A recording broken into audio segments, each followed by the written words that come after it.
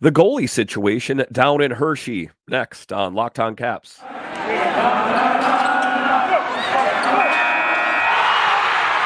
Your Locked On Capitals, your daily podcast on the Washington Capitals. Part of the Locked On Podcast Network. Your team every day.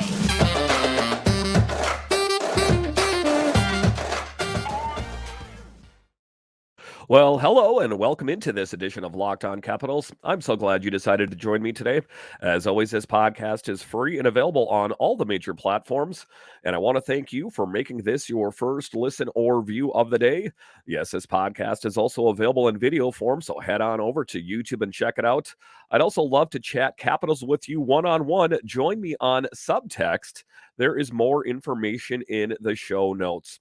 My name is Dan Holme. You can find me on Twitter. It's at DanCaps218. You can find the show on Twitter. It's at Locked On Caps. So in this edition of Locked On Capitals, we talk about the goalie situation down in Hershey as Hunter Shepard and Zach Fucale are due to be unrestricted free agents this offseason. What does that mean for the Caps? Then we will talk about what players should the Capitals target in the offseason. We know what's going out on the ice is not working.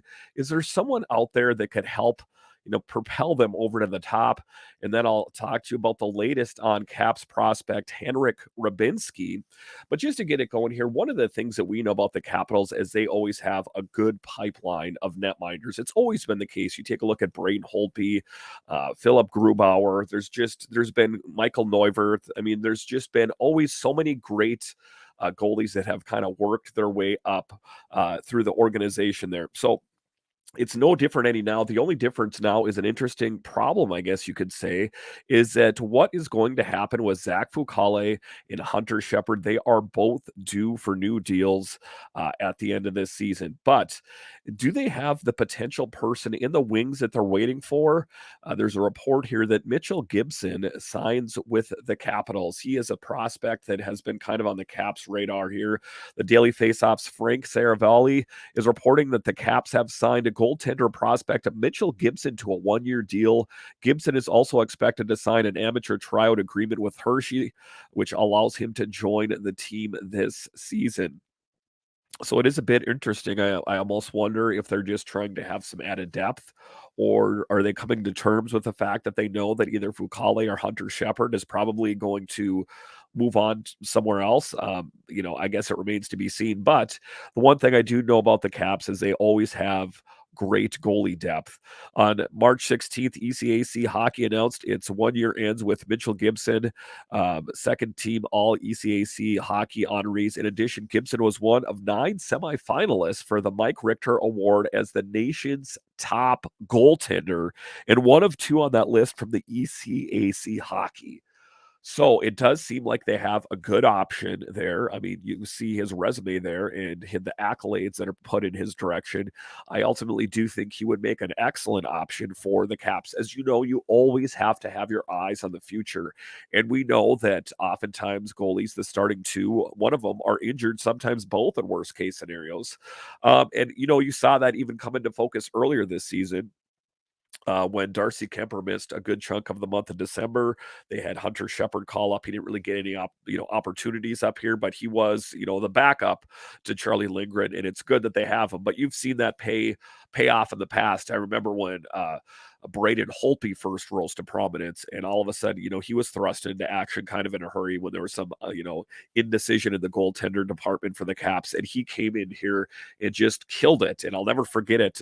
Seeing him play in his first games and thinking to myself, who is this guy? He is really, really great.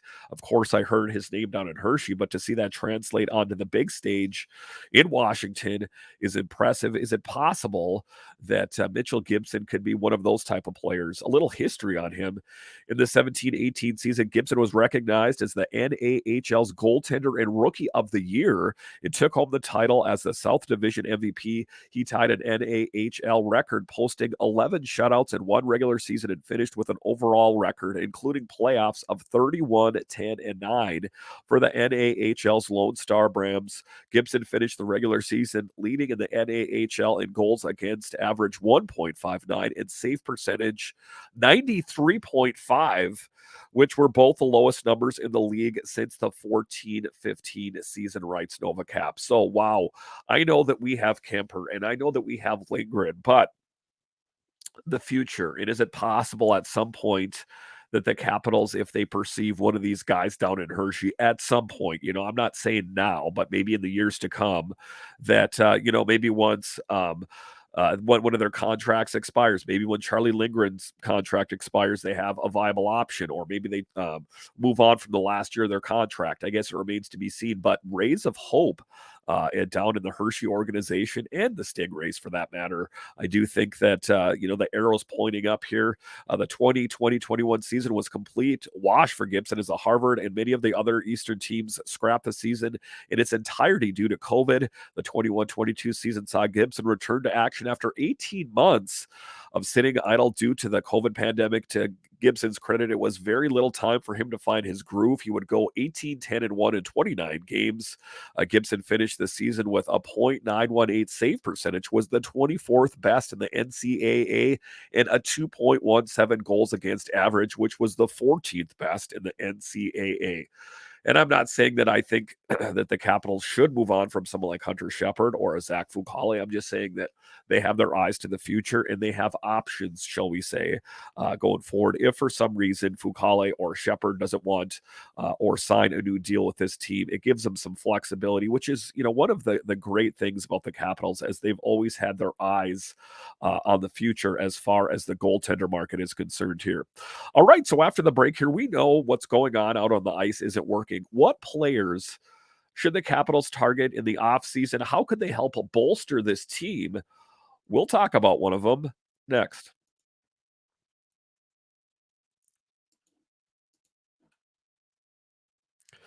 Looking for a delicious treat but don't want all the fat and calories? Then you got to try a Built Bar. We just got through the holidays, and I know my goal is to eat a little healthier this year. If you're like me, where you want to eat healthier but don't want to compromise on taste, then man, I've got the thing for you. You got to try Built Bar. With Built, healthy is actually tasty. Seriously, they're so delicious you won't think they're good for you. Perfect for your New Year's resolution. What makes Built Bar so good? Well, for starters, they're covered in 100% real chocolate. Yeah, that's right, real chocolate, and they come in unbelievable flavors like churro, peanut butter brownie, and coconut almond, my favorite. And I've spoke a long time on this show about how you can get these at built.com, and you still can, but now you can also get them at your nearest Walmart or Sam's Club. That's right. Head to your nearest Walmart today, walk to the pharmacy section and grab yourself a box of Built Bars. You can pick up a 4-bar box of cookies and cream, double chocolate, or coconut puff. If you're close to Sam's Club, run in and grab a 13-bar box with our hit flavors of brownie batter and churro. You can thank me later.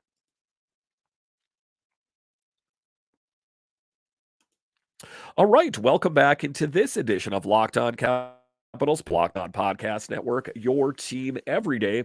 So just taking a look at how the Caps could get better. Are there any options for them going forward?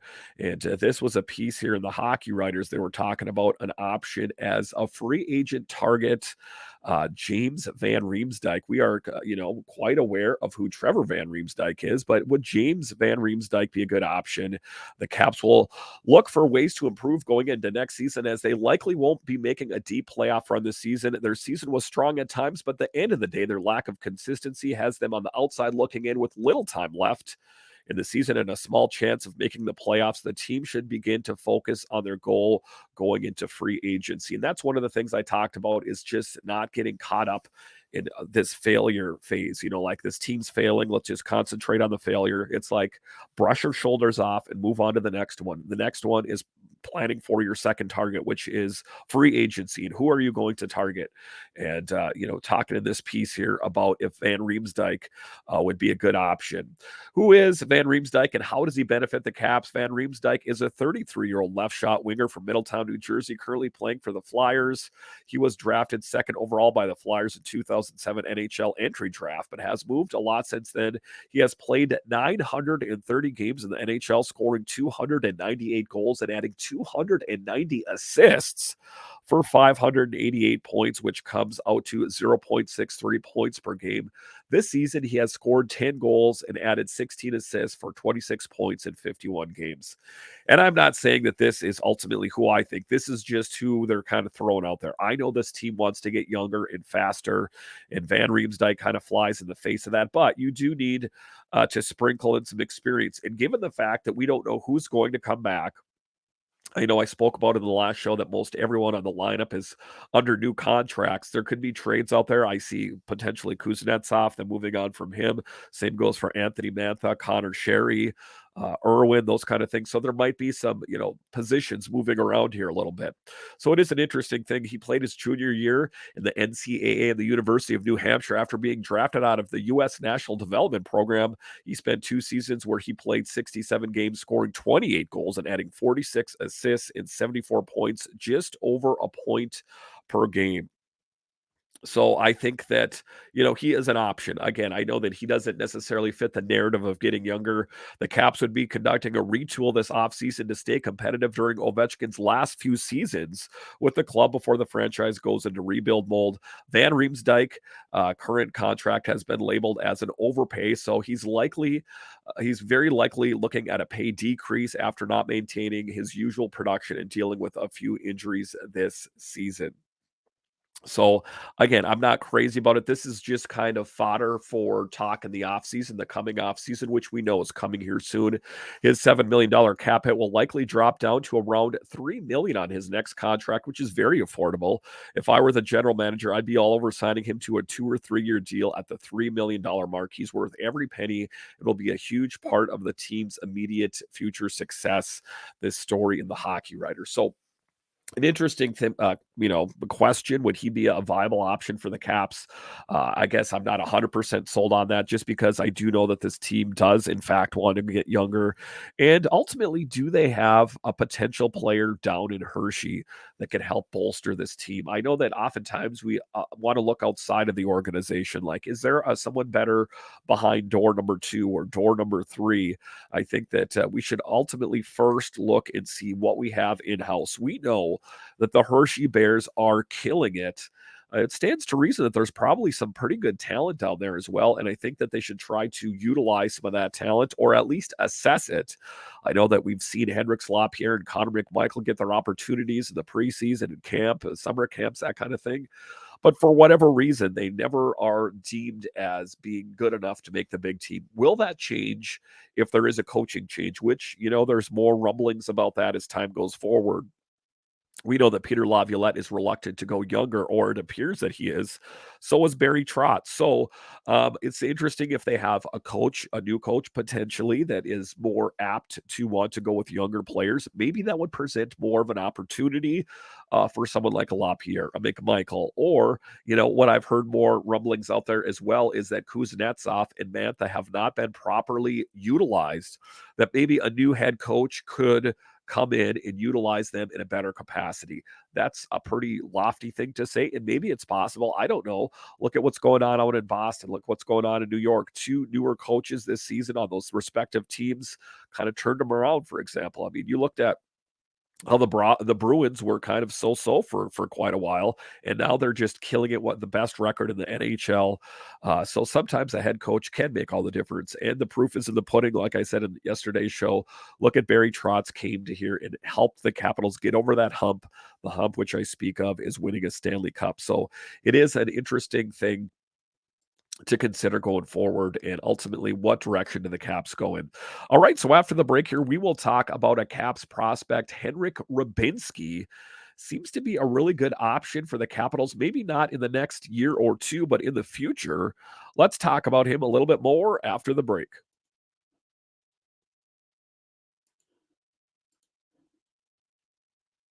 The tournament is heating up, and there's no better place to get on the action than FanDuel, America's #1 sports book. That's because right now, FanDuel is giving new customers a no-sweat first bet up to $1,000. That's $1,000 back in bonus bets if your first bet doesn't win.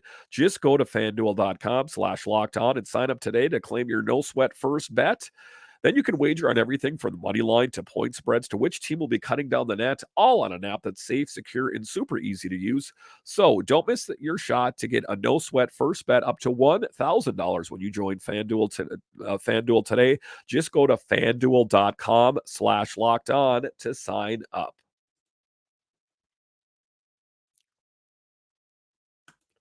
All right, welcome back into this edition of Locked On Capitals, part of the Locked On Podcast Network, your team every day. So we'll talk about a little bit more here about Caps prospects. Henrik Rybinski, one of the guys that should, if he's not on your radar, should probably be on your radar. He has some comparables to an Evgeny Kuznetsov when he's playing well, and Matthew Barzal. So an interesting player to kind of keep on your radar as a future player. This piece was in the Hockey Writers. They were talking about him. One of the most underrated and least talked about prospects in the NHL is Henrik Rybinski, who is the cap system who was in the cap system after several impressive seasons in the Western Hockey League playing for the Seattle Thunderbirds. He grew up playing in Western Canada, where at a young age he stood out as a future offensive powerhouse and got noticed by scouts early on in his life. While the Caps didn't draft Rybinski, he chose to sign with them after the Florida Panthers lost their chance. Since 2019, when he was selected in the 5th round of the draft, he has put on a show, slowly improving every season and could become one of the team's future studs. That's what we're talking about. We know that there is change coming at some point. Could some of these guys, if you're not, totally tuned in down in Hershey or down in Carolina, could there be some of these players that we're not noticing? Rybinski was selected 136th overall by the Florida Panthers in the 2019 NHL draft. While the Panther owned his rights, they lost their chance to sign him after the conclusion of the 21-22 season. During those 3 seasons, he spent time in the WHL playing for the Thunderbirds, earning a reputation as an offensive-minded forward. So I already like what I hear about this guy. The Vancouver, BC native played 156 games with the Thunderbirds, scoring 46 goals and 113 assists, averaging just over a point per game. Rybinski also spent time with the Medicine Hat Sound Tigers prior to joining the Thunderbirds, including his draft year, and also played 9 games in the Express of the British Columbia Hockey League. So impressive. I do think that he has the potential at some point. Rybinski is a puck distributor winger with a strong playmaking ability, writes Dauber Prospect. So I do think that it was one of the good things that, the Panthers' loss could be the Capitals' gain, right? I do think that it is possible. So what does the future hold for Rybinski in general? Does he have a spot in the NHL? Does he have a spot with the Caps?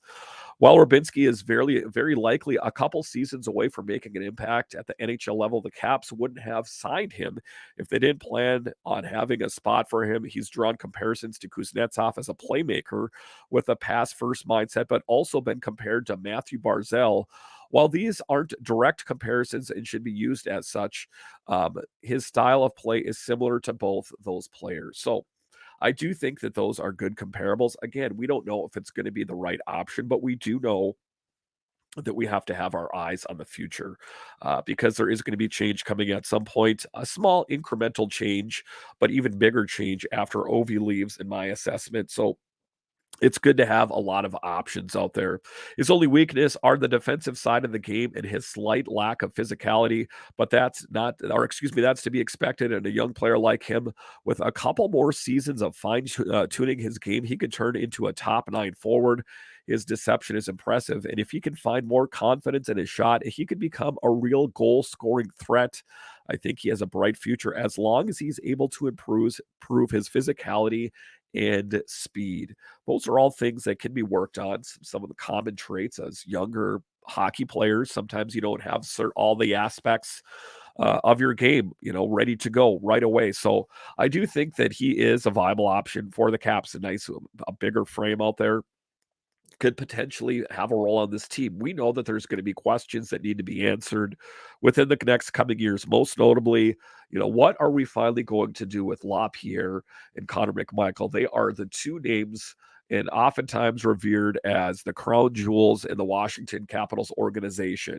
So Are they ever going to live up to potential, or the Caps going to have to move on from them? It's my assessment that if it's perceived that McMichael or LaPierre is not living up to potential, maybe at some point that they do in fact move on from them. Because if they're never going to give you what you wanted, what you needed, then it's best to move on. One of the first interviews I did for this show, I was talking with JJ Regan. And he said that both the times that LaPierre and McMichael got their opportunity, they played well, but it wasn't sustainable. That is what we're hoping for from them in the long term, is sustainability. Sustainability as far as goal scoring and being a reliable player night in and night out. You can't be one of the players that's just, single dimensional. You need to be a multi-dimensional player to get a sweater every night in the National Hockey League. Thank you for making Locked On Capitals your first listen today. Now make your second listen Locked On Game to Game NHL. Every moment, every top performance, every result. Locked On Game to Game covers every game across the NHL with local analysis that only Locked On can deliver. Follow Locked On Game to Game NHL, available on the Odyssey app, YouTube, and wherever you find your podcast. So, once again, thank you for joining me on this edition of Locked On Capitals, part of the Locked On Podcast Network, your team every day. Make sure to hit that subscribe button on whatever podcatcher you're using. If it's Apple, Spotify, Stitcher, hit the subscribe button. That way you will know when the new episodes are available. Also, when you're done there, hop on over to YouTube and hit that subscribe button. Let's get those subscribers up.